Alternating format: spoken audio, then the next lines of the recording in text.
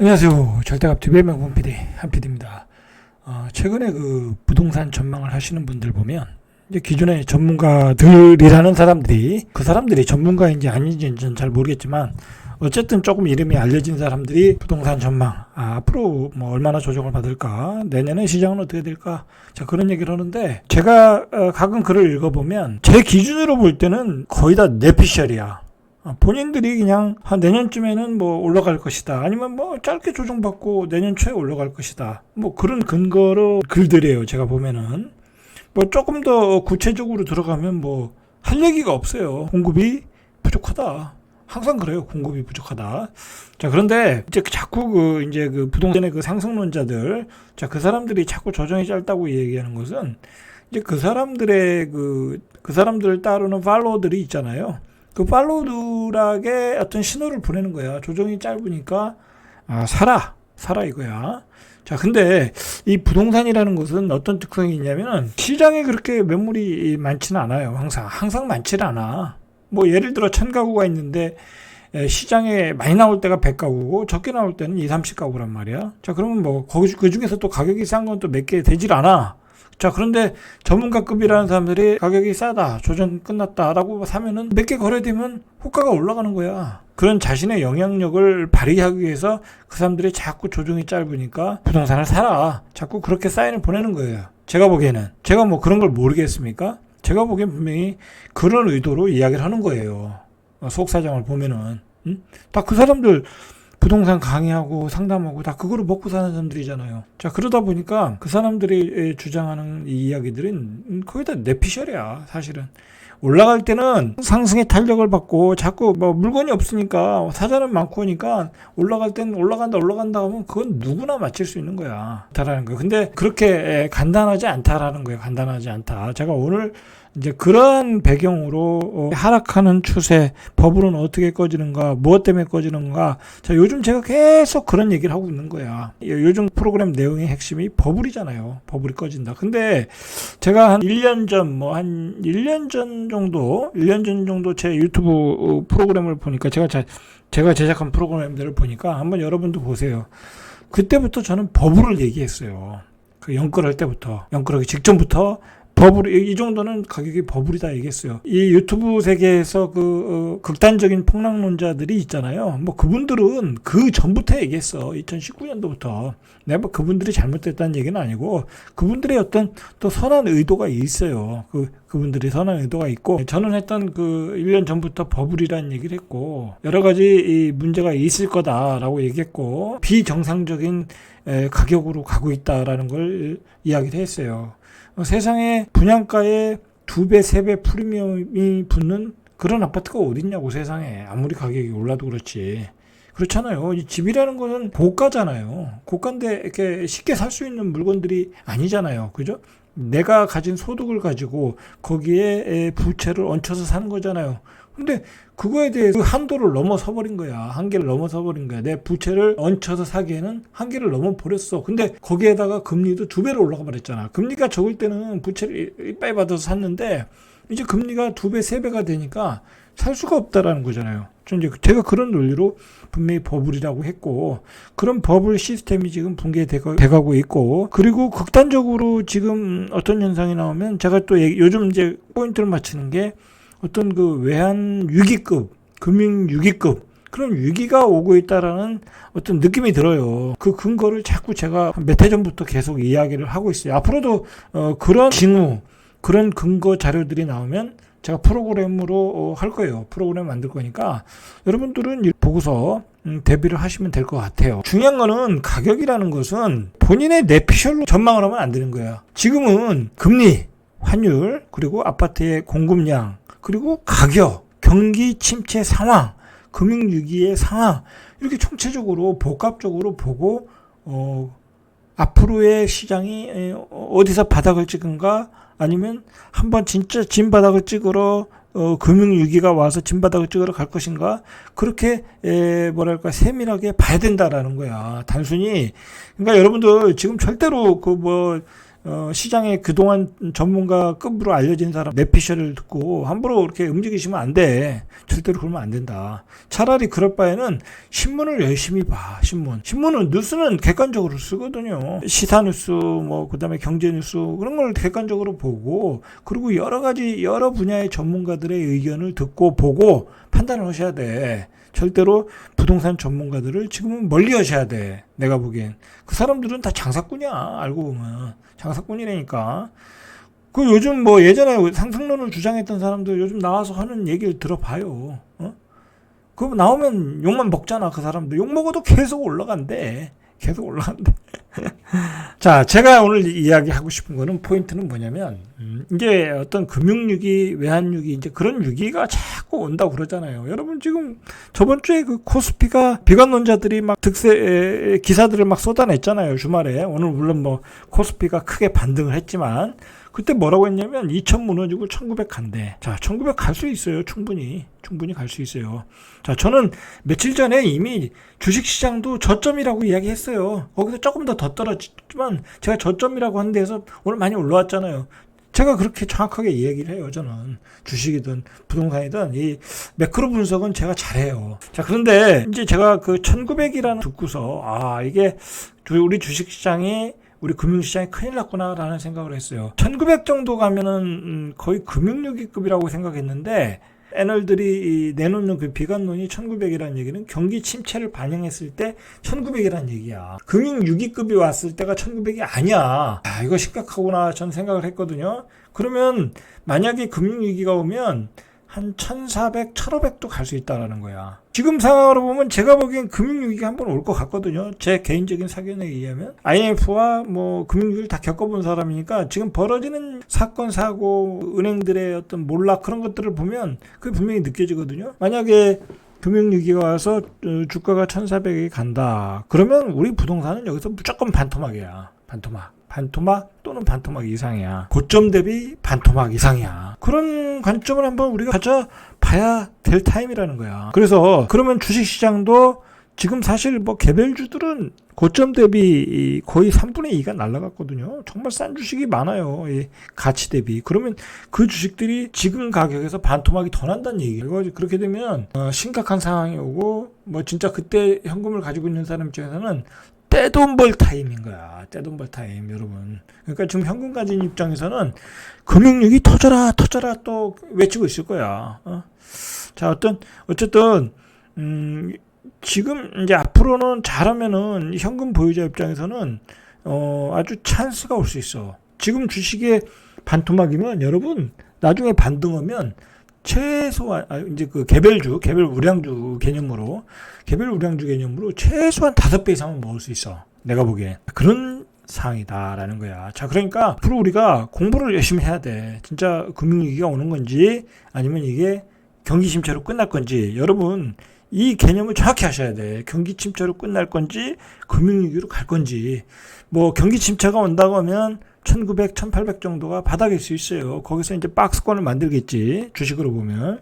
자, 그러면 부동산은 뭐 반토막까지는 안 나더라도 뭐 한 40%, 30% 이상은 떨어질 가능성이 있어요. 그래도. 워낙 경기가 안 좋으니까. 자, 그런데 금융시장, 주식시장에서는 큰 기회가 오는 거야. 자, 그래서 본론으로 들어가면 제가 생각하기에는 이 1997년의 외환위기는 아시아에서 시작됐잖아요. 우리나라 같은 나라. 근데 2008년 금융위기는 미국에서 시작했잖아. 리먼 브라더스. 자, 그런데 이번에 금융위기는 글로벌이잖아요. 전체적인 글로벌한 위기인데 어떻게 보면 미국은 문제가 없어. 걔들은 그냥 인플레이션만 일어나는 거지 문제가 없잖아요. 돈은 또 다 빨아들이고 있으니까 오히려 빨아들이면서 다른 국가들이 문제인데 제일 문제가 되는 게 유럽이라는 거야. 핵심 포인트다. 자, 우리가 앞으로는 유럽에 집중하자. 블룸버그가 아시아에서 금융위기가 일어날 수 있다라는 것은 일종의 성동격서 같아. 아시아는 뭐 사실 위기가 일어날 것도 없어. 대한민국 자체에서 위기가 일어날 건 없어요. 다른 나라에서 위기가 일어나서 우리나라에서 달러를 빼가니까 우리나라가 문제가 되는 거지. 우리나라 펀더멘털은 튼튼한데 뭐 일본도 그렇게 위기가 될 게 없어. 그리고 뭐 중국도 뭐 그렇게 위기가 될 게 없어. 중국 자체가 워낙 외환보유고도 많고 자체 이 내수도 튼튼한 나라이고 뭐 베트남, 인도 뭐 그렇게 큰 문제 없. 스리랑카 아주 그 부실한 나라들만 문제가 있을 뿐이지. 자, 문제는 유럽이라는 거야. 자, 왜? 여기는 러시아 우크라이나 전쟁이 지금 여기는 사실 유럽의 국가들이나 미국이 참전만 안 했지 대리전 양상으로 제3계 3차 대전이 벌어지고 있는 거야. 러시아 우크라이나에는 이미 우크라이나의 그 모든 그 전쟁 물자를 대주는 게 미국이야. 그리고 유럽이고 러시아는 혼자 싸우는 거고 이게 유럽을 위기로 몰아넣고 있다. 자, 오늘 신문에 나온 기사 중에 하나가 사라진 포세이돈이야. 이게 뭐냐면 이 포세이돈이 러시아가 보유하고 있는 핵폭탄인데 이 포세이돈을 싣고 있는 배가 사라졌다는 거야. 그러니까 이게 얘기는 뭐냐? 핵전쟁의 위험이 시작됐다라는 얘기잖아요, 이게. 그러니까 지금 유럽은 전쟁을 넘어서 핵전쟁의 위기까지 지금 가고 있는 거야. 가시화되면 진짜 되면 안 되겠지만 그런 위험이 지금 계속해서 보도되고 있는 거야. 거기다 영국은 지금 일반 서민들이 때거리도 해결 못하고 있어. 그리고 에너지 값이 너무 폭등하니까 불도 못 때우고 있어. 그래서 거리로 나와서 대모고 있잖아요. 그래서 뭐 감세한다고 하니까 파운드화가 폭락했고 유로화는 이미 패러티 현상이 일어났고 1달러에 1유로화가 되는 패러티 현상이 일어났고 유럽의 물가 폭등은 일어나고 있고 자 이미 이제 영국 다음은 이태리라고 그러잖아요. 이태리도 문제가 될 거라는 거야. 그러니까 이미 이태리에서 극우 정권 자 이 극우 정권도 뭐 유튜브에서 시작된 아주 소수 정당이 유튜브로 성공해가지고 정권을 잡았대잖아. 이게 말이 되겠습니까? 자, 유럽이 이렇게 위기로 가고 있다라는 거야. 자, 우리는 유럽의 시장 상황을 주도 면밀하게 살펴봐야 된다. 위기가 오면 아마 유럽에서 올 것이다. 여기서 만약에 진짜 핵폭탄이 터진다고, 푸틴이 핵폭탄을 터뜨린다고 하면 세계 증시는 완전히 폭락이야. 뭐 그건 완전히 뭐 볼 것도 없어. 쌍둥이 빌딩에서 9.11 테러. 자, 9.11 테러 때도 엄청나게 떨어졌잖아요. 자, 그때처럼 미국 증시, 세계 증시는 완전히 폭락으로 가고 그때 진바닥을 또 찍겠지. 9.11 테러처럼. 자, 어쨌든 핵폭탄이 터지면 큰일 난다. 자, 근데 그런 위기 국면으로 지금 가고 있다라는 게 문제라는 거예요, 지금. 자, 러시아 백해 기지 인근에서 올해 7월부터 활동하고 있던 핵잠수함 벨고로드가 사라졌어요. 이게 어디로 갔냐? 핵 실험을 위해서 북극해로 갔다라는 거예요. 요즘 그 러시아가 계속 밀리고 있잖아요. 동부전선 그 라인 쪽에서 계속 밀리고 있어요. 해로선도 일부 도시가 탈환했고 우크라이나에서 자 그러니까 이게 사실 러시아가 핵폭탄을 터뜨리기 위한 뭐 연막일 수도 있는데 뭐 이렇게 가짜로 철수하고 그걸 빌미로 터뜨릴 수도 있다라는 얘기잖아요. 자, 근데 만약에 이제 우크라이나가 이 기세로 몰고 들어가서 동부전선을 뭐 3분의 2 이상 장악을 하면 푸틴이 핵폭탄을 터뜨릴 수도 있다라는 얘기가 지금 솔솔 나오고 있다는 말이야. 전황이 심각해지고 있어요. 이렇게 이제는 복잡계야. 이제 이 유럽에서 일어나는 이 전쟁도 우리가 중요한 거야. 앞으로의 부동산을 알기 위해서 중요한 거고 금융시장을 알기 위해서 절대 금융시장을 무시해가지고는 지금 부동산 시장을 예측할 수가 없어. 뭐 부동산 시장을 뒤흔드는 게 금리잖아요. 그리고 환율이 그걸 좌우하는 게 지금 유럽이잖아. 계속 이야기해서 여러분 전쟁이라는 것은 제 개인적으로 생각할 때 이 무승부가 없는 거야. 둘 중에 하나가 깨져야 되는 거야. 뭐 우리나라 보세요. 우리나라 남북한 대립하고 있지만 이게 지금 승부가 안 났잖아요. 아직도 전쟁 중인 거야.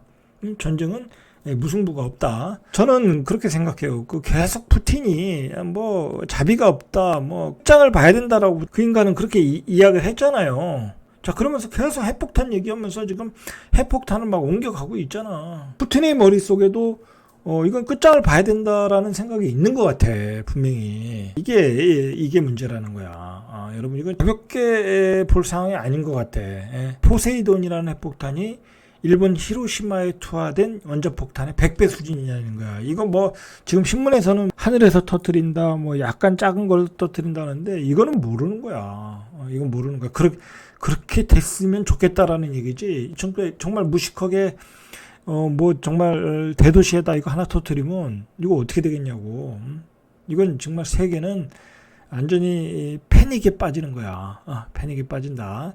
자, 지금 그런 상황이라는 거야. 이런 상황에서, 그리고 이 푸틴 입장에서도 만약에 이제 핵을 안 쓰고 이대로 이제 전쟁이 진행되다 보면 제가 보기에는 우크라이나가 이길 수밖에 없는 전쟁이야. 왜냐면 러시아 국민들은 싸울 의지가 없어. 그 젊은 애들 봐요. 벌써 다 외국으로 도망가고 그리고 싸울 명분이 없잖아.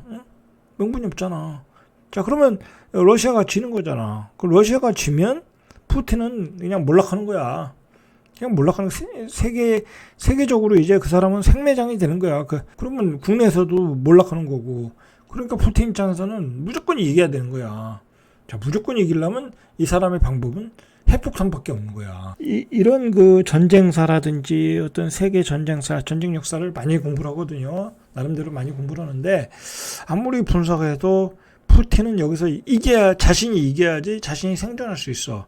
근데 자신이 이길 수 있는 방법은 원자폭탄밖에 없어. 근데 원자폭탄도 그냥 허접하게 터뜨려봤자 별 의미가 없어. 왜냐면 허접하게 터뜨렸다가는 오히려 역공을 만날 수 있거든. 나토의 어떤 그 반격이 일어날 수. 왜냐면 나토에서도 이야기하잖아요. 그 방사능이 우리한테 들어오는 건, 우리 영역으로 들어오는 건 그건 침범으로 생각하겠다라는 거잖아.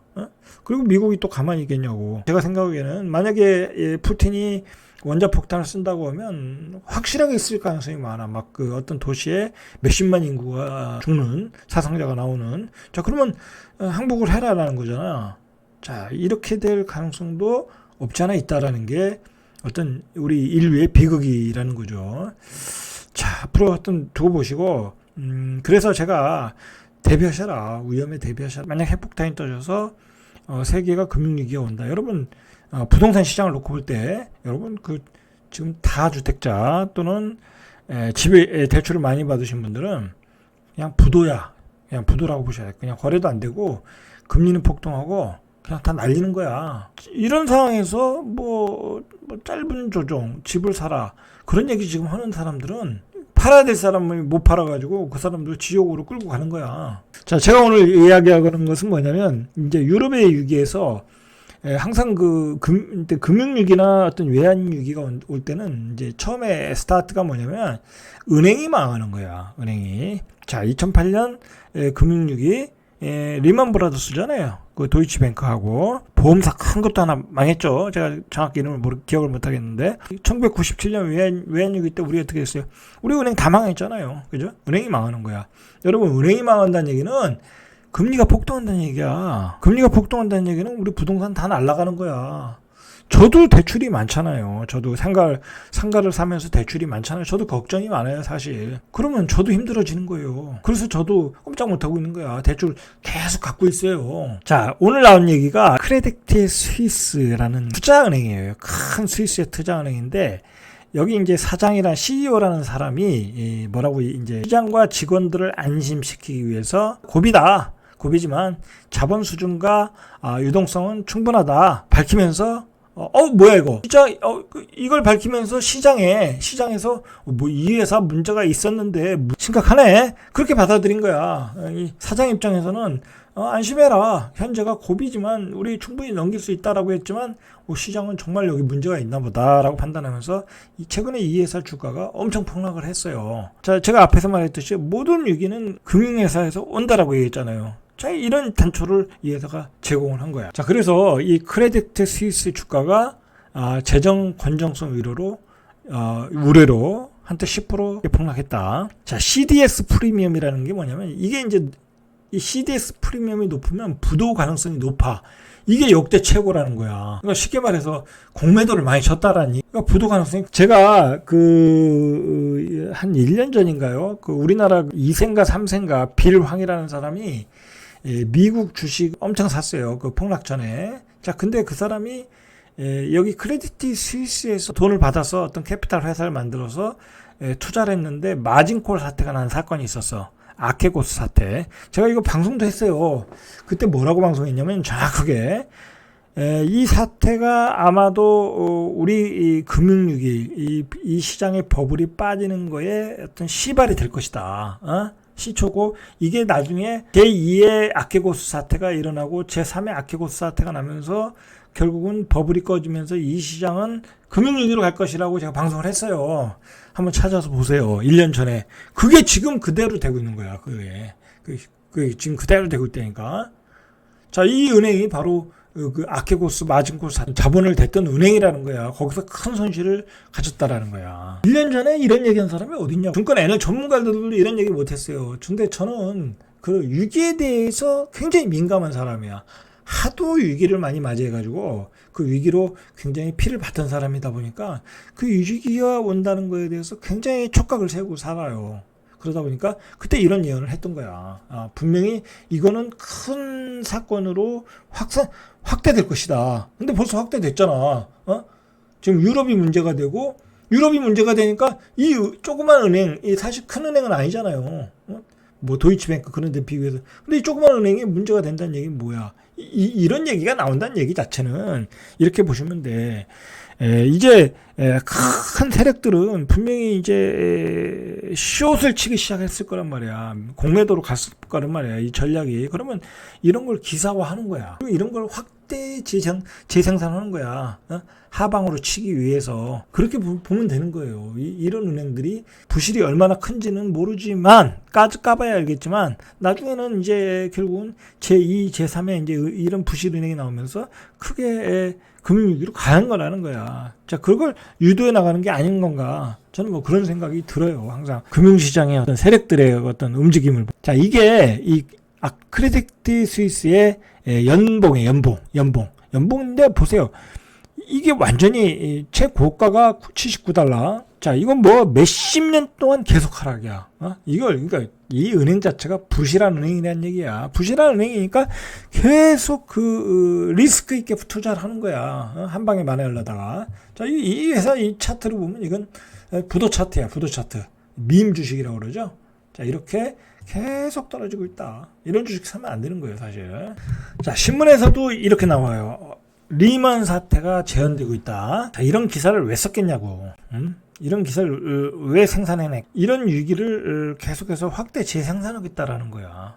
이제 나중에 보면 제2탄, 3탄이 계속 나오는 거예요. 그러니까 이렇게 조그맣게 나올 때 우리가 신경 써서 봐야 되는 거야. 크레디트 스위스발 공포가 확산되고 일단 투자 실패로 투자에 허덕이는 크레디트 스위스가 글로벌 긴축을 못 견디고 주저앉으면 전 금융권으로 채무 불이행 리스크가 확산될 거라는 거야.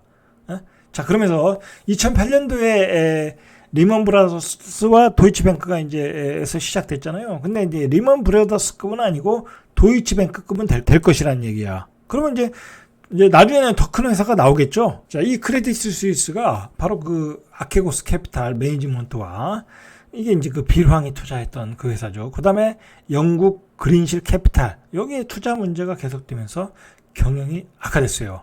자, 거기다가 이제 미국 연준의 고강도 긴축까지 겹치면서 올해 2분기, 3분기 연속 적자를 기록하고 있다는 거야.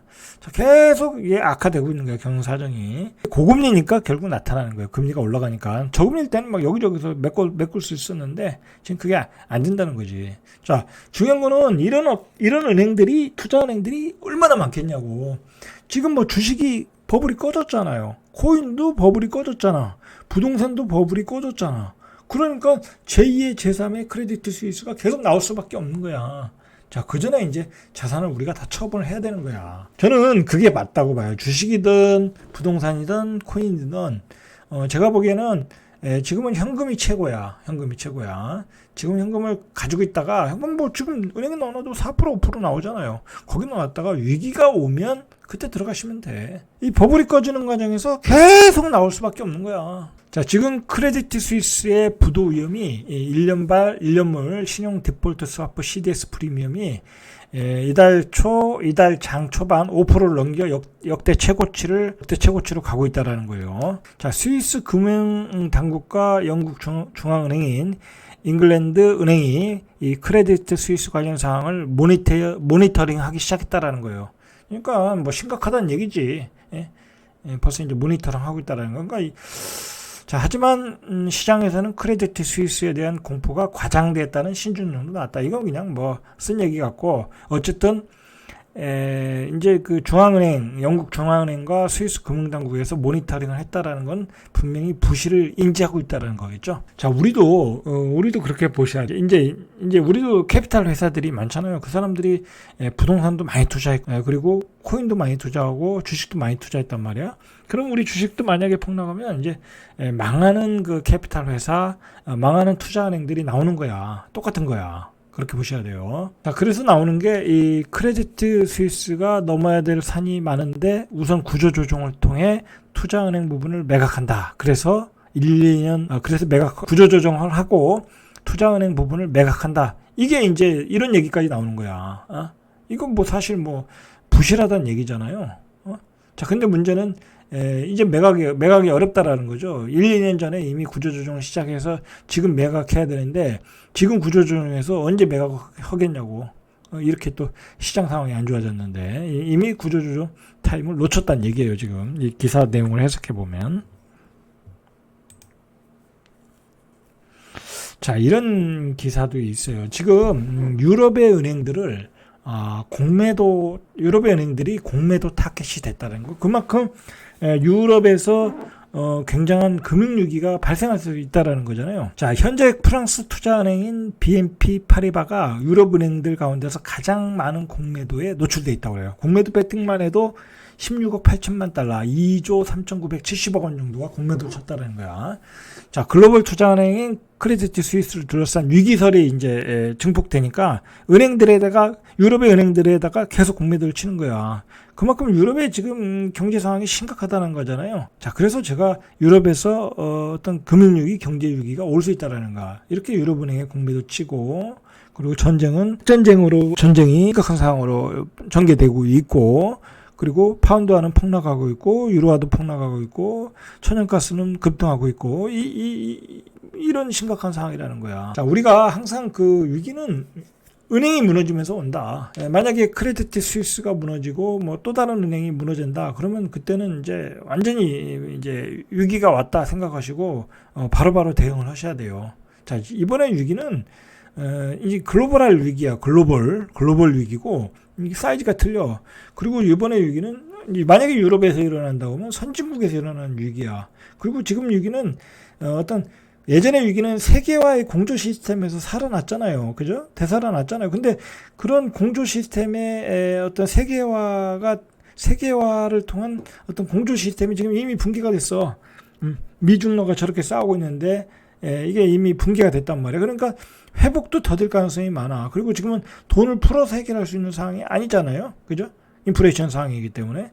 그렇기 때문에 위기가 일어나면 이게 쉽게 해결될 문제가 아니야. 쉽게 해결될 문제가 아니다. 라는 게 문제라는 거야. 자, 저는 그렇게 생각해요. 부동산 세계는 주식 세계든 부동산 세계든 단순하게 뇌피셜로 전망하는 것도 아니고 예전에 그 부동산 상승할 때 뭐 수요와 공급, 뭐 공급론으로 가지고 얘기할 수도 있는 것도 아니고 뭐 단순히 가격이 싸다고 얘기할 수 있는 부분도 아니다. 가격이 지금 싸지도 않잖아요. 지금 현재의 가격은 지금 현재의 소득으로 지탱할 수 없는 가격이야. 가격 자체도 어마어마한 버블이 꼈다. 그리고 이 가격에 어떤 조정받고 다시 올라갈 수 있는 것은 이 단순하게 어떤 단순한 공식으로 해결될 문제가 아니고 이 전 세계가 품고 있는 문제들, 안고 있는 문제들이 어느 정도 해결이 돼야 해결될 수 있는 문제다. 그러니까 복잡계라는 거야, 복잡계. 이 복잡계가 지금까지 그 버블을 만들어 왔던 그 시스템이 지금 다 붕괴가 됐잖아요. 붕괴가 되고 다시 정상적인 시스템이 만들어져야 세계 경제가 안정화되고 그다음에 인플레이션도 진정되고 금리도 어떤 정상적인 중립금리가 됐을 때만이 어떤 가격 안정을 받고 자 그러면서 점점 시장이 안정화되는 거지. 단순히 몇 개월 후에 단순히 내년 후에 뭐 그렇게 뭐 회복될 수 있는 어떤 그 펀더멘탈이 아니다. 그렇게 보셔야 돼요. 그렇게 보셔야 된다. 자, 오늘은 여기까지 이상 절대값 TV의 명품 PD 한 PD였습니다.